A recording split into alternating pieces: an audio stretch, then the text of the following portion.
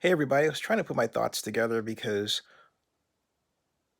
as I speak, there are people out in the streets in Oakland protesting for the umpteenth time, and it's not going to change a thing.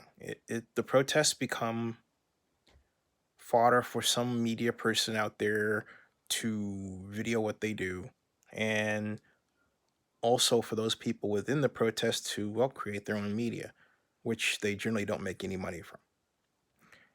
Uh, it's just to let you know that people are upset. Fine.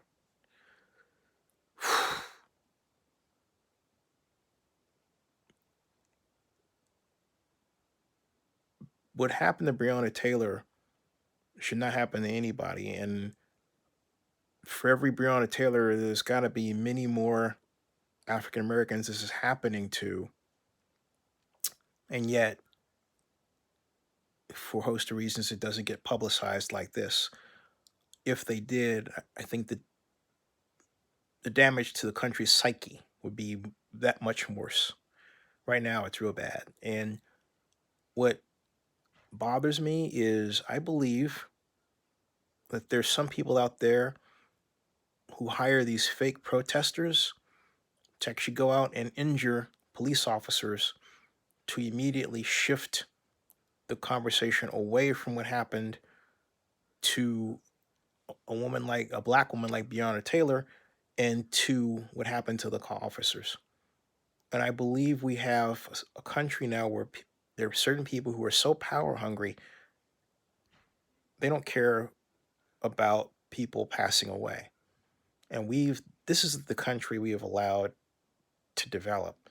And what's even worse is that those of us who are old enough to care seem to be part of the problem and not wanting to be part of the solution. Being part of the solution is simple. It doesn't involve getting out in the street. It just involves voting and making your voice heard on your own platforms, not on a self-contained online platform. It involves calling your friends with your voice as opposed to texting them and talking to them and meeting people in the old-fashioned way, even if it requires getting a mask to do so and social distancing in a space. And it requires people being willing to come up with laws, install those laws for vote, and then getting those laws voted on and passed. And we're not doing enough of that. Maintaining this great country as a democracy is not hard. When I grew up, I'm saying it just like that. When I grew up, we didn't have the internet, and if you had a disagreement with someone, you met and you talked it out. You didn't get on Facebook and write paragraphs. You talked face to face. You listened to words and inflections and emotions, and more often than not, you came to agreement. You can't come to an easy agreement writing something in a platform device on a server.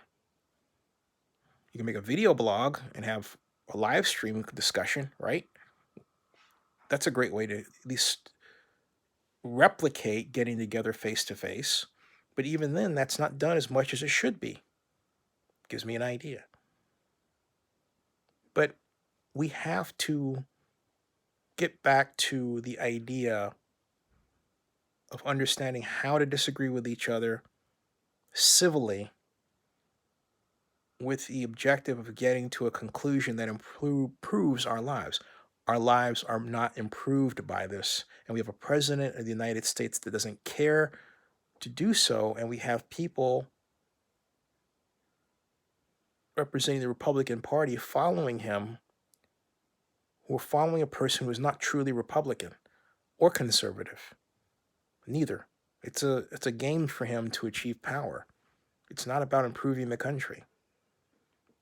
A true conservative has respect for institutions, including the presidency of the United States.